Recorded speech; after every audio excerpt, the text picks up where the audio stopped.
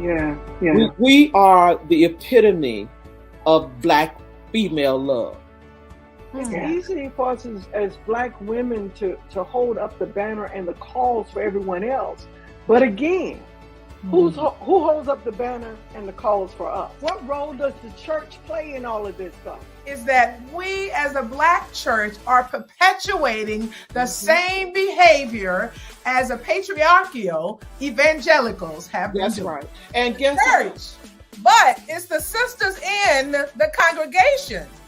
But it's a lot of times it is the Black women who bring us down more, or push or try to silence our voices more in the Black church. Hold on.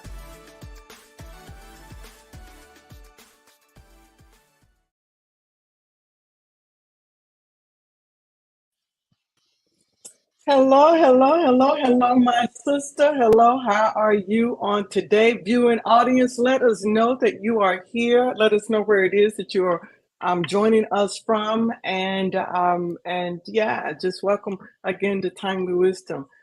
Dr. Wright, how are you on today? Dr. Burns, I am wonderful. And I just want to take this opportunity to say I appreciate you not laughing at me earlier when I said I'm going to run and get the glass cleaner from my glasses, knowing that I'm still recouping from this total knee surgery. And I get a little feisty. You know, drugs make me feel empowered. But I am doing well, grateful to God for all he's done. My knee feels absolutely wonderful. The only thing that I'm experiencing is that healing pain, but this too shall pass. So I'm excited. Oh, wow. Oh, wow. So, how has it been now? What is it? Is it a week since the Super Bowl? Oh, Super Bowl.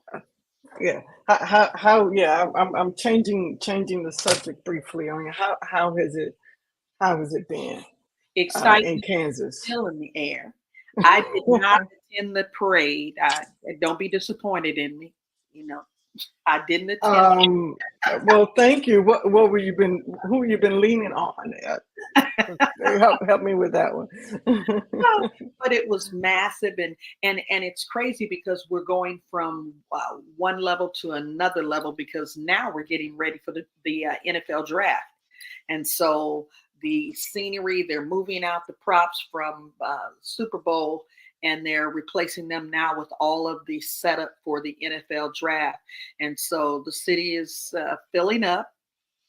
People are coming from everywhere, and I'm excited about it. I think sometimes Kansas City is a very underrated city because people have in their in the back of their mind, they see, they don't understand that there's Kansas City, Kansas, and Kansas City, Missouri. So we're actually two separate states divided by a river. You can drive right across the river and be in the other state, but we are two separate states. And so most times people say, oh, Dorothy and Toto, and it's plains and it's cows and all that. Well, we got some cows. Well, Texas got cows too. At the end of the day, we are a thriving, beautiful city, and I'm grateful to be a part of it. Wow. Okay. And so now let's get back, because even though you say that it's Kansas and it's divided, both cities though root for the Chiefs. Is that correct? Oh yes. Oh yes. Yes, we had, in fact, during the Super Bowl parade, we had the mayors of both cities, or the governors from both states, on a float together. So we had Governor Parsons from Missouri and Governor Kelly from the state of Kansas. They rode a float together, and then both sent challenges to the governor of Cincinnati, and he had to hang the Kansas City Chiefs flag in his office. Okay, so now, but if I remember it, because you said both of them were on a float, and the Lord has to forgive me for the fleeting thought that went by my mind just then. But isn't it the Kansas governor though who was writing all the restrictive laws against women and women's health? Is it Kansas governor? The Kansas City, Missouri governor. Oh, so that was your governor. The state of Missouri. That's Parsons. Okay. All right. So your governor did. Yes. Okay. All right. Okay, so yeah, help me, Holy Ghost. All right, so Sharon Brown Taylor from Round Rock, Texas. Thank you for joining us. BJ Christmas from North Carolina. Alicia Green, Reverend Green from North Carolina. Karen KJ Smith, all the way from Michigan. My sister-in-law, Mildred Burns, out of Georgia. Thank you all for joining us. Renee Thompson Jones. I'm not sure which state you're in, but thank you and your BTG family that are here. Miss Laura Perry, thank you. Barama Smith, hello, hello, hello. Thank you all. Come on, you all take a moment and do us a favor. Like, tag, and share. Tag this with someone. Tag someone, please, to join this, because this conversation that we're having on today, especially as we are coming and rounding out Black History Month, is so very important to this to our very well-being.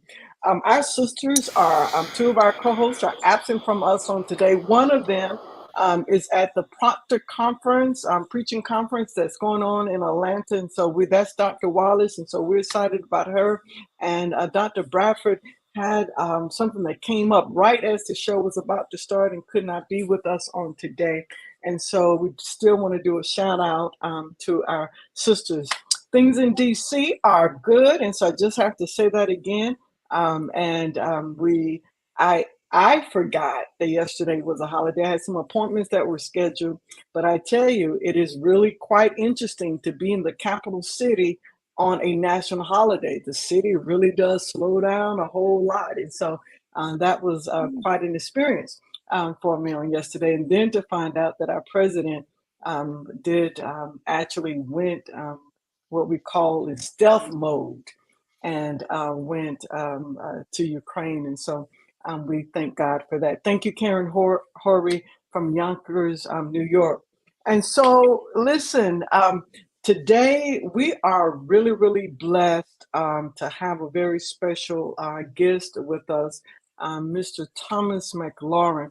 I had an opportunity to meet him some years ago. And then on last year, we were in conversation dialogue after a meeting, and he just kind of and in it there was a place where we all had to stand up and tell something about ourselves that others didn't know. And he stood up and he shared this, and I remember sitting at the table going, "Wait, what? Why we hadn't heard this? Why hasn't this been known?" In the midst of all of all of the tension that we've experienced around this. And so on today, as I bring him up, we're very pleased to have the first cousin of George Floyd with us on today, Thomas McLaurin. And so if you all will send up the hearts, as we welcome this very distinguished guest with us on today. Welcome. God bless you, Dr. Burns and Dr. Wright. Thank you so much. This is such an honor to be in your presence today and in the presence of all your listeners. This is very humbling, I would say. Well, the blessing is really ours. I don't, there are moments in life that we'll never forget. And I'm going to start with the last person. Is what I just said. That sitting in the room and you stood up and you talked about the center, that what it is that you do, and went on to talk. And I remember, I think I just picked up my water and I was drinking, and I was like, "Wait, did he just say what I just heard?" And what happened was something that at this point, COVID was new to the world, and the entire world saw something that perhaps might have made a news clip before the pandemic, and so that's just is still mind blowing. But I've done a lot of talking. I'm going to lean on co-host on today, Dr. Wright. I know that she has some questions for you. So yeah. Yes. I too just want to say thank you so much for joining us today. It is a blessing and an honor. many times when things happen, we hear third-party information. And so it's always nice to be able to connect and to get the correct information and to get it the correct way. One of the things that, oftentimes in the midst of everything that we go through, somewhere down the road, we recognize the pain to purpose of it all. None of us like going through, and that old cliche that you hear at church, is not the trial that you go through, but how you go through the trial. Well, guess what? This is something that's bigger than I could have ever expected it to be.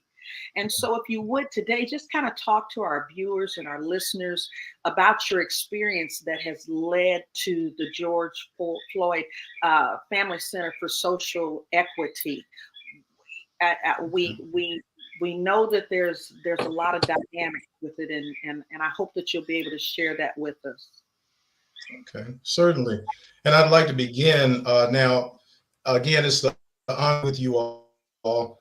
My wife is the preacher in the family, and you all know my wife, Dr. Lisa Allen McLaurin. So I won't dare try to take on her role. But as you were talking, Dr. Wright, what came to mind was when Jesus, I think he was in the garden, and he said, "Take this cup away." And he said, "But nevertheless, not my will, but thy will be done." And so that's really how we look at it. It's almost 3 years after the fact. May 25th, 2020 was the actual date. And, you can imagine, if I go back in history, because I was a history teacher, I'm a retired educator. And oftentimes I look at certain dates, like my 92-year-old dad can remember the bombing of Pearl Harbor. He was 11 years old when that took place. We fast forward, we all, maybe, I'm not sure, Dr. Burns may not be old enough, but we can remember where we were when John F. Kennedy was assassinated. Yeah, I remember. That's Dr. Wright's territory. That was not mine, but bless you. Yeah. We can. I was a little boy, but I'm old enough to remember it. We can remember 4 little girls when the bombing took place down in Birmingham. We can remember Dr. King was assassinated, and then bring it closer to this time. We can remember when the Space Shuttle Challenger blew up. Well, I attribute what happened on May 25th, 2020. I put it in the same category as those incidences, because many of us can remember where we were when we heard the news or when we saw the news clip. Now, ironically, I didn't find out about it until the next day. I think there was a holiday that weekend, and my cousin sent a text message to me, and she said, "Take a look at this." So I started watching, and like a lot of people, I saw a black man with. Now, unfortunately, that has been typical in our society. Black men being held down by police. So I text her back. I'm like, "What is this?" She said, "Did you take a look at the entire clip?" I said, "No, what is it?" She said, "That's our cousin, Perry Jr." Wow. Now, his name is George Perry Floyd Jr. And I'll get into, a little bit more about our family in just a little bit. She said, "That's Perry Jr." So I went back and I watched the entire clip. Now, I've only watched that clip one time. My God. That's all I take. Ironically, just a few weeks ago, a month or so ago, I've only seen what happened to Tyree Nichols one time, because it just brought back fresh wounds, fresh memories. And so there was a pain. There was a pain. I think I was in shock for about a week, because first of all, I could not believe that there were human beings that would do this to another human being and hold him down until his last breath was taken. And then when they came to take him away in the ambulance, there was no urgency. My God. So why would somebody do this to another human being? Mm-hmm. So out of that pain, our family got together. We actually were invited, this is down the road. We were invited to go to Washington, D.C. for the 57th commemoration of the March on Washington. There were speeches and everything being held. I was standing up on the Lincoln Memorial. I actually took a picture from where I stood, because there's a famous picture of Dr. King where he's sort of looking over his left shoulder, and somebody took a picture out toward the mall of the crowd, and Dr. King is waving at someone over on his left. I was standing in that very spot, and I just felt like God had a purpose. God had a purpose in all of that. I grew up in the church. I grew up with a praying family. I grew up believing that we are precious in his sight. Jesus loves the little children, red and yellow, black and white. That's how I grew up. So I leaned on that strength. That afternoon, after the march and everything, we had a meeting in my hotel room, myself and other family members, and we said, we've got to do something. Well, little did they know I had already started taking notes on ideas of how we can keep this name George Floyd alive. And what came of that was the George Floyd Memorial Center. That's the idea, because our ultimate goal is to create a center similar to the Muhammad Ali Center. Now, we actually changed the name last fall to the Floyd Family Center for Social Equity. That is our current name. And as you can see underneath my name, you can go to our website and see the things that we are working on doing right now. It's been a tough fight. It's been an uphill battle, because when all of that happened to George, we saw the world protest. We saw the entire world get out in the streets. Yeah. When I saw protests in the Middle East and in the Far East, I was stunned, because the world was shook by what they saw in that video. Thank goodness for social media and that young lady, Darnella Frazier, who had the nerve to stand there and videotape the entire thing. Because as you said at the very beginning, Dr. Burns, it would have just been another blip on the news. Black man killed by police. And now let's go to the weather, Bob. That's what it would have been. Oh, yes. And so our pain led us into doing something that would not only keep the name George Floyd alive, but also to let the world know that the Floyd family is about love and about giving back. Wow. That's powerful. That's powerful. And I appreciate you saying about love and about giving back, because I think that even one of the things that we talk about is that I heard a pastor by the name of Jesse Duplantis out of New Orleans during the time of Katrina. And he was responding to the way that the people of color and the citizens of New Orleans had been handled during that time, the lack of resource, the lack of attention, the lack of urgency towards getting these families taken care of. And he said, I want to tell you this. He said, Black people have one crime. He said, and I'm going to tell you what that is. He said, their biggest crime is that they love too hard and they forgive too quickly. And we see this time and time again, get over it, let it go. And so, how do you manage this? I heard you say that when you saw the video, you could only see the video one time. Yes. If we really address trauma and we really address the shock and things that we have experienced as a race of people, we've almost become numb to it because we've seen it so much. It's become a way of life for us. And so we've almost become numb to it. And so I heard you saying that you couldn't watch that because it brought up some things. Talk to me if you can, or talk to us about the triggers.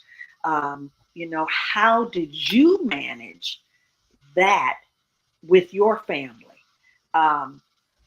Because in reality, who do you point the finger at? Who do you address for something a terrible injustice that never should have happened? Exactly. That's tough. One of the things about Black men especially is we're not going to unless the bone is sticking out of our leg, or We see brain leaking out of our ears or whatever. We'll take care of it. I'll take an aspirin and whatever. And then if there's trauma within our family, keep it quiet, keep it down. Anybody know about it or whatever. That's been part of what we've done for centuries. Our family talked. We talked. We have a thread that we now, every day, I have a cousin that lives in New York that actually sends out a positive message every single day. And there's several of us in the family that's on that thread. And we respond, thank you for that word, thank you for that note, and so forth. But when this happened, we talked. We got on Zoom calls. Again, thank goodness for social media and so forth. We didn't do a whole lot within the social media, but we did get on Zoom and we talked about it. How are you feeling? What's going on with you? What's happening? What does this make you want to go do? What can we do to help? And so we just stayed in communications with each other to work our way through it. Like I said, we've been a family of love. You see us at a family reunion. When we get together, I play bass guitar. My son plays drums. I have another cousin that plays keyboards. My wife, of course, plays keyboards. Another uncle that plays guitar. As a matter of fact, I was taught guitar when I was 5 years old by George's dad. Wow. But we get together and, we'll pull the instruments out on the carport. And next thing you know, the entire community is coming around. And we've been doing that for years and years. And we didn't have to go and create entertainment outside of our circle. We entertain ourselves. We still do that to this day. We'll call each other on our birthdays, and we'll do the best we can as far as harmonizing on the phone, singing happy birthday to especially our seniors who are still with us. But we just constantly talk. What's going on? How you doing? Tell me what's happening. How can I help? Wow. So let me ask you this. We I guess we jumped right into it, right? That almost 3 years ago. Tell us a little. Yeah. Tell us about your cousin. What was he like? And your Well- first cousin by birth. How's that lineup? Go ahead and explain that to us. Well, I had not seen George since he was a little boy. Okay, as I mentioned, George's father was my uncle. And if you would like, show a picture at this time. So you guys see this picture here. The lady to the third from the left is my mother. Her name was Annie Floyd McLaurin. She married my daddy, Marion McLaurin, which is how I ended up McLaurin. But her name is Annie, and she was the oldest of 9. Now you see there 2, 4, 6, 7. One child was he died at 2 months old. He was behind my mom, and then another brother who was behind my aunt, he died in 1981. So this picture was taken around 2000.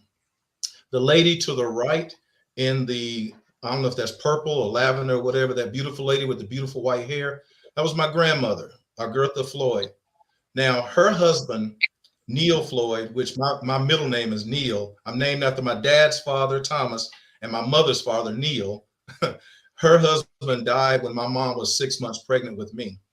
So they were all young. My mom was about to get married to my dad. I'll take that back. She had been married to my dad for 8 months. And then before I was born, my grandfather passed away from a massive heart attack. But these are her siblings. The gentleman to the left with the Chicago Cubs baseball cap and the Batman t-shirt, his name is George Perry Floyd Sr. That's George Floyd's dad. That's my mom's brother. And so that's how I'm related to George Floyd. Like I said, the man to the left with the Chicago Cubs hat on. If you look, he looks just like George. George looked just like him, really. He and his wife had 3 children. They had 2 girls, and then George was the 3rd child. When George was about 3 years old, they separated. She had a sister that lived in Houston, Texas. So she packs the kids up and moves out of the country of North Carolina. We're all originally from North Carolina, and I heard you say earlier there's some North Carolina folks on the call tonight. So I'm from Sampson County, a little bitty town called Roseboro, 25 miles east of Fayetteville. So if you know where Roseboro is, you know, blink when you drive through it because you'll miss it. You know, you drive right through that blinking light. Anyway, my uncle and his wife, George's mother, they lived in Fayetteville. That's where George was born. When he was about 3, they separated. She moved out to Texas, which is why George ended up growing up in Texas. While out there, she actually had 2 more sons.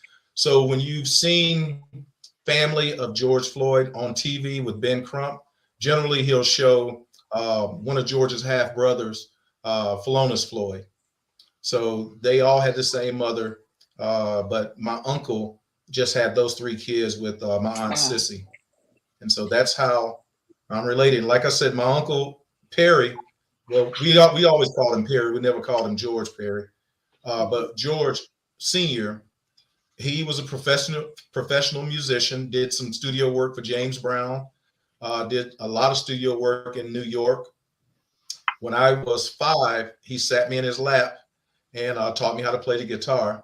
But I'll go ahead and tell you who else is on the picture. Next to him is my Uncle Wendell. Wendell he's still in North Carolina. And he's a great singer. My mom there, my Uncle Ike, the one with the mouth open, he's the baby brother, the tall one in the back. That's him 24/7. His mouth is always open. He's always talking. That's Ike Floyd. My Aunt Ella is there in the front, the short one. And then the one next to her is my Uncle Roger. Roger and I are the co-founders of the Floyd Family Center. He still lives in Raleigh, North Carolina. So the gentleman standing behind your grandmother is the co-founder, or yes, the one between my aunt and my grandmother with the glasses and the blue cap. Yes, okay. Representing his college, Fayetteville State University. Yeah, that's my Uncle Roger. He's a co-founder. And then to the far right is my Uncle Cliff. He lives in Rockland, Illinois. So those are my mom's siblings that are, showing who was alive at the time. Since then, my grandmother, my Uncle Perry, George's dad, and my mom have gone on to, they've transitioned to the, as my wife would say, to be the, the triumphant, what is it she always says? She doesn't say they died. They've gone on to be triumphant in glory. Okay. Wow. What about the children? With all the press and attention, how do we get children to value their own lives?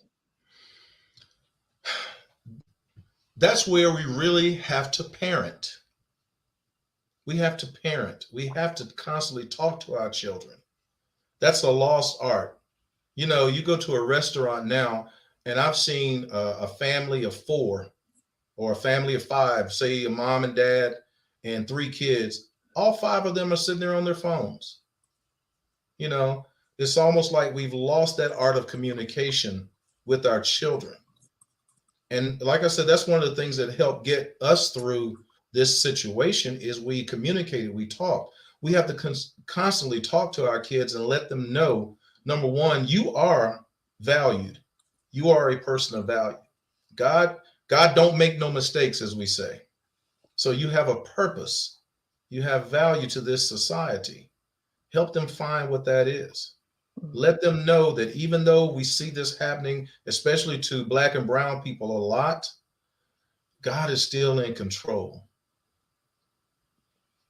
Do you think that we have, and well, I'm sure that you probably do.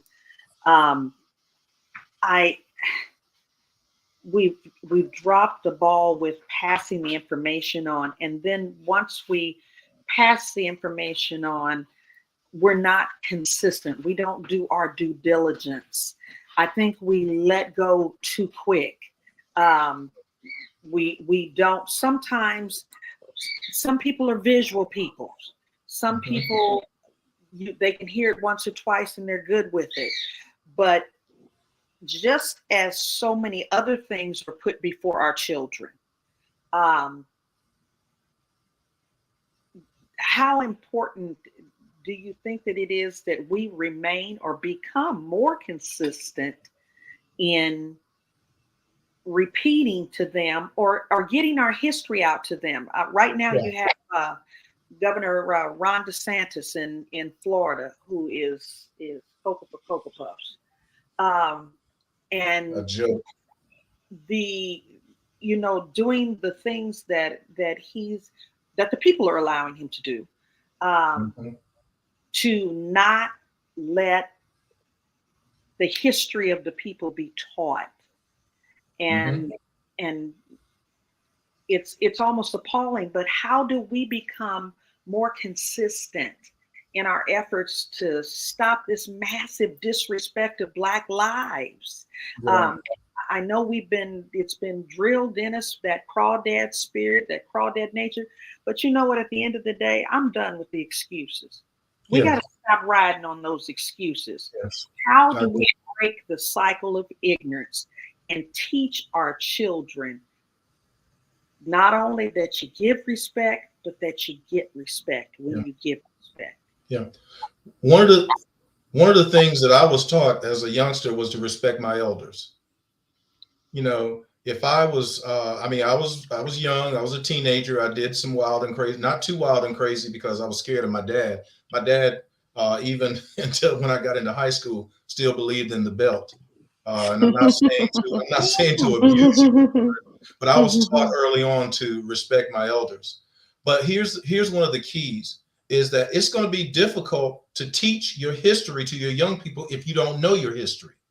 Oh. And so if we have mothers and fathers, and I'm not picking on this age group, but if we got mothers and fathers between the ages of 20 and say 35 that don't know their history, and all they know is that I'm going to get together with Jobu or Jigaboo or whoever. That may have come out wrong, but you know what I mean.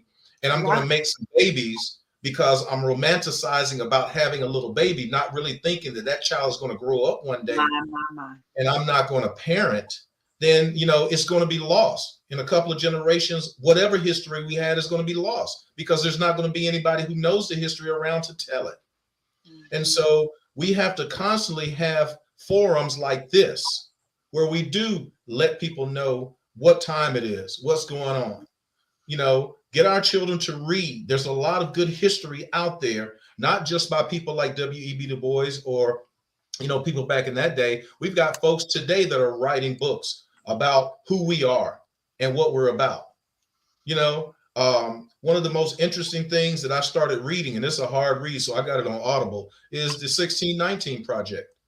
Yes. I mean, that thing is deep. That's deep. I just got another book the other day called Radical Reconciliation.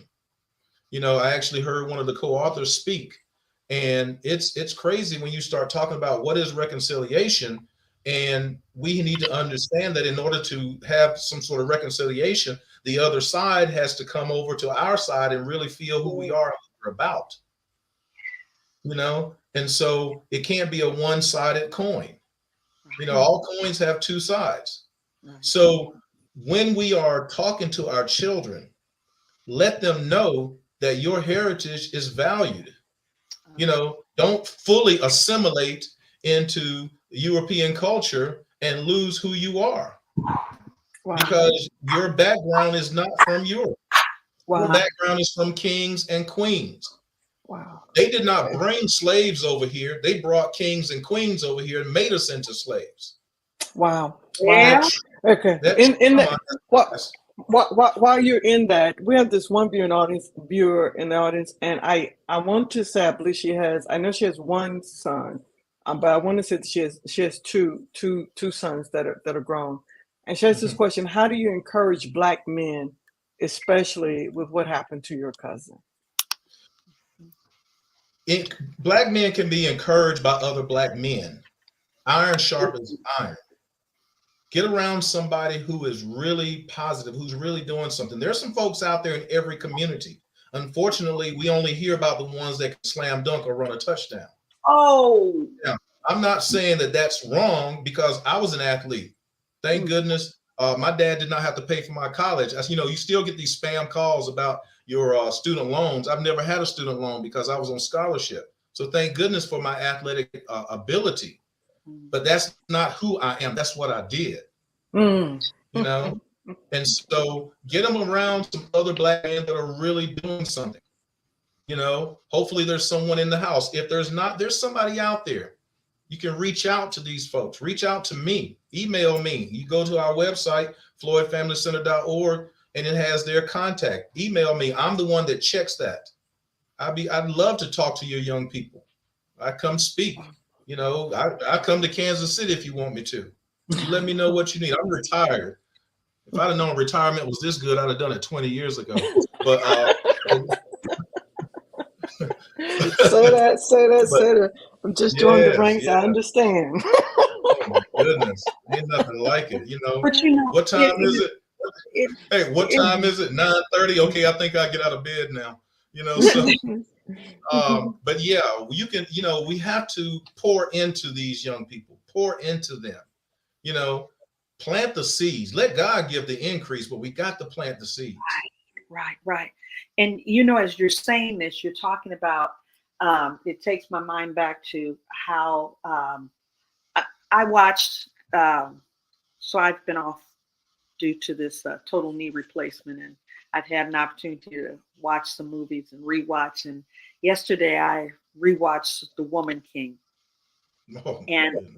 I'm just going to be honest that my favorite part of the movie was when the tribe of women walked into the camp and one guy said, "Who are these women? In other words, why are they not enslaved?" He said, yeah, you don't want to do that. He said, because they the baddest, and he had a phrase, and he said, but they the baddest in the land. That's exactly what I said after I watched the movie.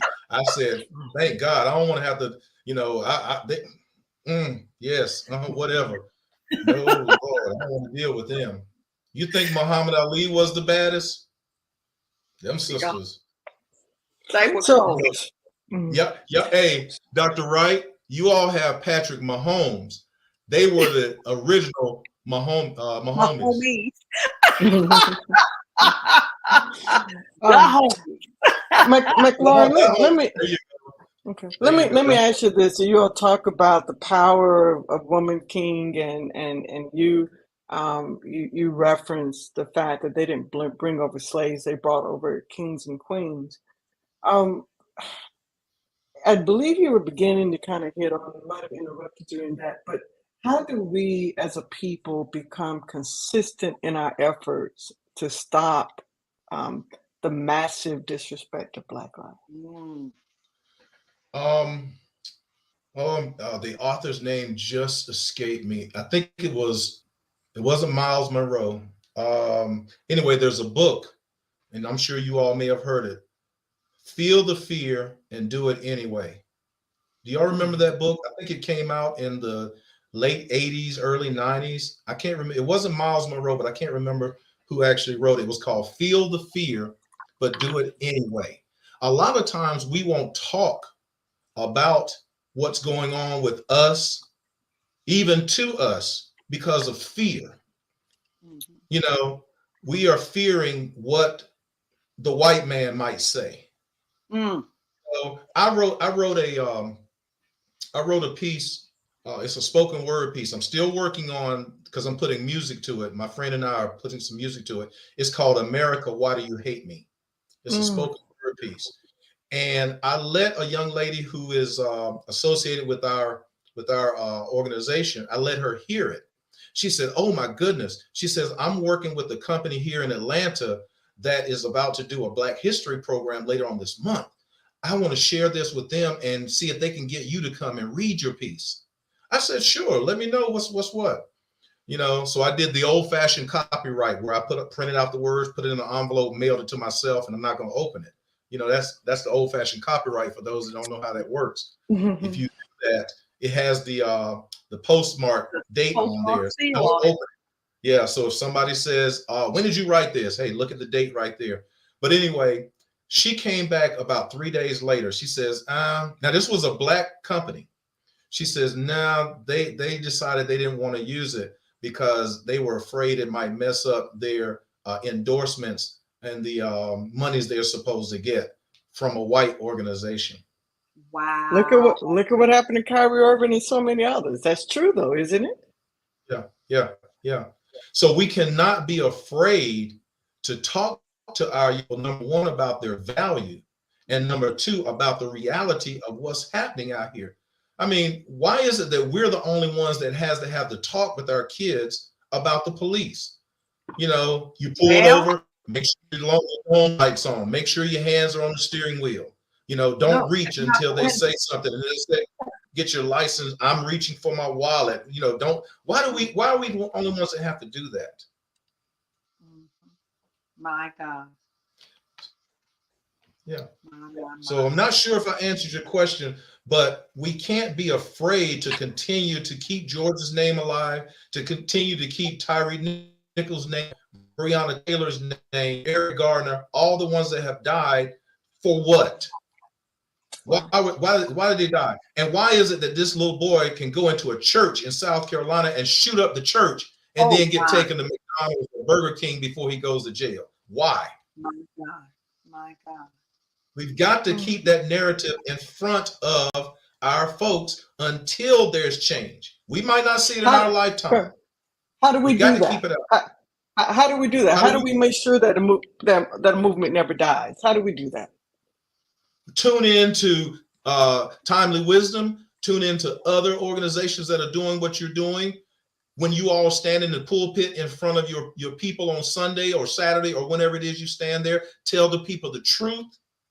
Wow. Write your people that you have elected, and then elect the right people to go into office. Come out and vote. I was in Selma, Alabama this past Friday for a meeting, and I drove across the Edmund Pettus Bridge to go to the meeting, and on my way out, I stopped on the other side, and I stood right next to the area where John Lewis and all those were beaten. And I just looked, and I was envisioning that video in my mind of them being beaten by those police officers and the horses trampling through them and the tear gas. And I got chills. Yes. That's the second time that's happened to me. The first time it happened, I was in Jackson, Mississippi, and I stood in the spot where Medgar Evers was murdered in front of his house. And I felt his presence. So we have to continue to let our children know that there are people who have stood up for you so that you can go to a school with people that look like you and those that don't. You can go to a school and get a scholarship and become a doctor and work in Johns Hopkins or any other hospital or wherever it is you want to work. You can actually now grow up to be president. So there have been so many people. We know about Trayvon Martin, a 17-year-old Miami kid who was shot by and killed by George Zimmerman, a self-proclaimed vigilante or neighborhood watch person. I don't know what he called himself doing, which sparked outrage in 2012. Now, mind you, even after this happened, and just to see the thorough injustice of it all, how the inattention that was given to the family and so forth. Then there was Ahmaud Arbery. He was murdered while jogging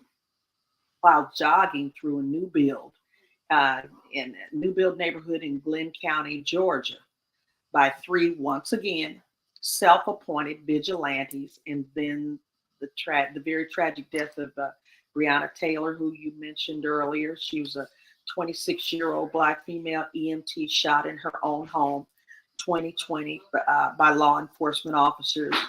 You mentioned Eric Garner earlier. Then there was Mike Brown in Ferguson. And the list just keeps going. And you know, it's almost tiring. However, I hear the young people sometimes say, well, they're going to do it anyway. How do we help change that, not only the scenario, but change that mindset that you can't just be quiet. Yeah. You have to say something. Yes, they say the name, but how do we get them? How do we get past that to where it's an urgency again and keep it an urgency? It was an urgency when we saw the video of George Floyd. It was an urgency when we saw Breonna Taylor. It was an urgency when we saw Ahmaud Arbery. How do we keep this in the forefront to where it remains an urgency? Right. We have to do more than, well, we have to talk about it, but there has to be some action.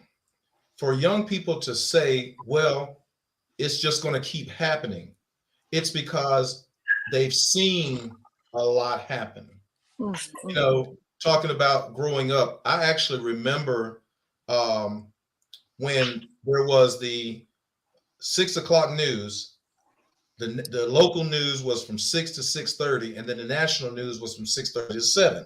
There was no 24-hour cable, none of that stuff. And I remember every night, this was during the 60s, the very first news story on the national news was how many were killed, wounded, or missing in Vietnam. Every night. And I, as a little boy, I thought the Vietnam War was going to go on forever and ever and ever and ever. I thought it would never end because for years, that's what we saw. Now, it's ironic that the year I turned 18 was the year they stopped making you go register for the draft. The draft had ended a few years earlier, but that was the year that they stopped having the where you had to go register. But if I keep seeing something going over and over and over again, then what am I going to say? Oh, it's just going to happen again. Now, there have been some killings since George, as we've noted. The latest one, well, not the latest one. I think there was another one that happened here in Georgia not too long ago, down in South Georgia. I can't remember exactly who it was. But of course, the one that the national headlines was Gary Nichols. To get somehow on the inside of these systems.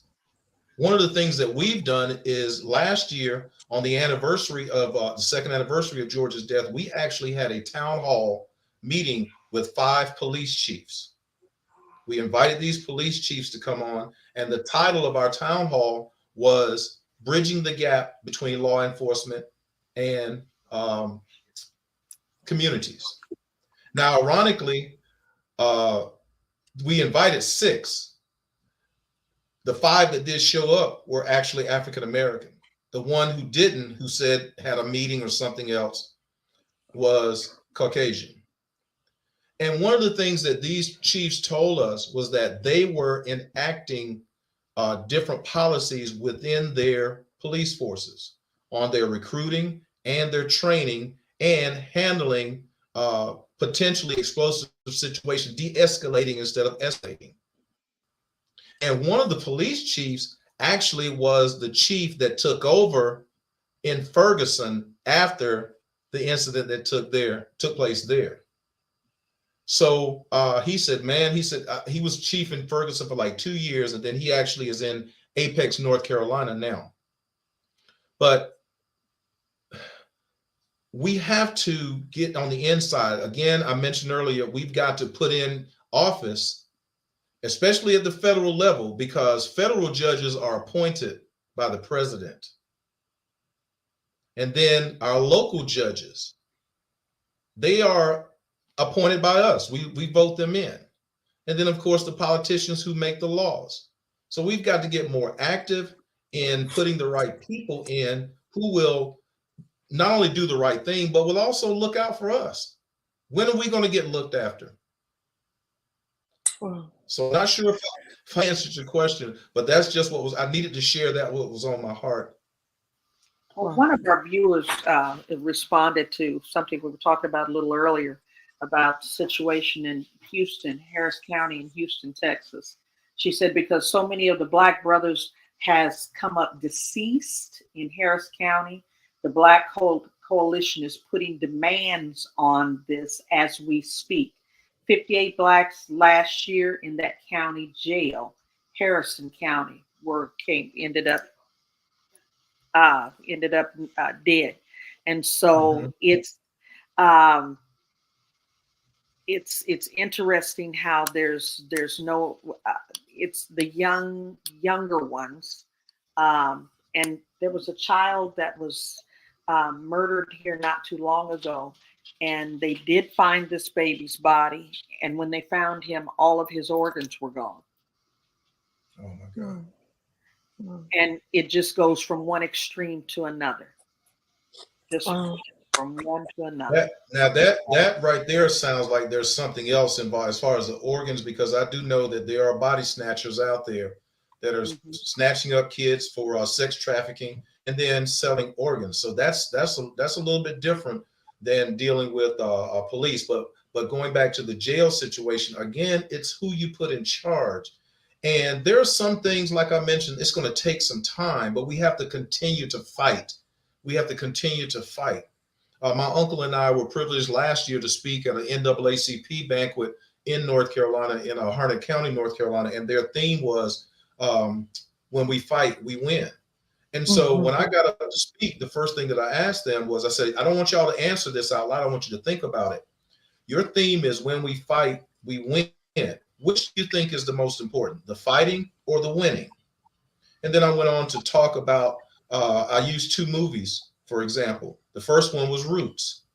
When Kunta Kinte went out to get the wood to build a drum for his little brother, he was captured. Now, when they threw the net over him, you all remember, he didn't just say, oh, y'all got me. You know, he fought, he struggled, but they got him anyway. And think of the thousands and thousands who probably fought the same way, but they ended up coming over to this country in shackles. And then the second movie was the movie Glory. And if you remember toward the end of that movie, when the Black Regiment was the first one to march up and attack the Fort Wagner in South Carolina. Right. A lot of them, including the two stars, Matthew Broderick and Denzel Washington, died. So they fought. But here's the key. All of them did not die. All of those that came over. This is why you and I are sitting here now, because there were some that survived. They did what they had to do to survive. That's why we are here. Those ancestors that fought, they sacrificed. You know, even I think about Dr. King, his last speech. He said, I may not get there with you. But think from the day prior, Dr. King was fighting. His wife and others said, Martin, don't go to Memphis. Don't go to Memphis. And he said, no, I've got to go. I promised them I would go. To fight for who? The garbage men. Men who were just as important as a doctor or a teacher. That's right. And so what we have to do is we have to continue to fight. Continue to fight, because some of us may not get there, but eventually our people are going to get there. We're going to get to where we see that diversity, that equity, that inclusion. It's going to take time, but we have to continue. We can't stop. We can't get tired. Well, thank you so much, Mr. McLaurin. And we have just a couple of minutes left of this broadcast. Tell us about the people, if they want to know more about the Floyd Family Center, they want to support the work of the Floyd Family Center, have these last few minutes to kind of to sum up around there. Thank you so much. As I mentioned at the outset of this broadcast, this is humbling. It really is. But I appreciate this platform simply because it does give me another outlet to tell about the work that we're doing. And there's so many others out there. What we're doing is we're not trying to reinvent the wheel. We're trying to take this wheel and keep it rolling, because there are organizations out there that are doing good work. What the Floyd Family Center of Social Equity is all about is we've identified 5 pillars that we want to address. And that is health. That's our number one thing that we're working on right now. Health, education, wealth, scholarship, and the arts. Now, Definitely the arts, because I said we are singing family. We have a musical family. We love that. We want to support the arts. I play guitar every Sunday at a church here in Atlanta. Now, we are located in Raleigh, North Carolina. That's our home base. And we chose, George was born in Fayetteville, but we chose Raleigh because Raleigh is the center of the state. It's the center for education. It's the center for government, tourism, and so forth. So that's our home base. And from there, we want to bring the two working on right now is we're about to put together a food pantry where we want to try to help some of these folks that are facing food insecurities. And then we have a mental health coaching program where we're addressing issues with young people. Now, we're going to be working with all people, but our primary goal right now is working with teenagers and young adults who are facing a lot of issues. You know, it's crazy because the rate for suicide among Black teens is on the rise. It is on the rise. You never heard about Black teens committing suicide back in the day, but now we're seeing it more and more and more. So those are the two things that we're addressing. And if you go on our site, there's a place to donate. We do live in a capitalist society. You know, it's nice to have the prayers, but we also need to have some help financially as we create this food bank and these other programs. We have to pay folks to come in and do those things.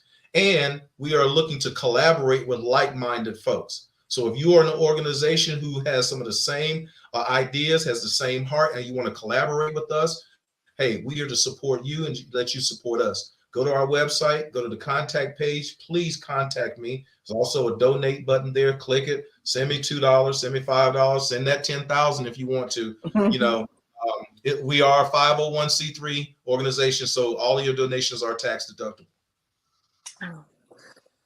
How? Thank you for being with us. I'm going to ask that you hang around backstage for us. Okay. And just thank you so very much for this time. The work that you're doing is so very important. And again, our prayers continue to be with your family. And we know that every time a tragedy happens and occurs, so another Black male and is televised, it reopens that wound. And so we thank you for the work that you're doing and your family has decided to do to help so many others. Just hang around for us backstage. Thank you. Wow. Wow. That's heavy. That's heavy, right? And it's the reality that injustice is just still consistently happening to our community. And yeah, if we have to, what is it? Do you want to fight or do you want to win? I see one of our viewers said that the only way you can win is to fight. You got to fight to win, right? And so we cannot forget that if we don't speak up for ourselves, who will? You know, Dr. Burns, I've said so many times, there's justice and there's just us. And there's just us. Thank you all for being with us this week on Timely Wisdom. The Lord says the same. We'll see you all next week. Same time, same place. God bless.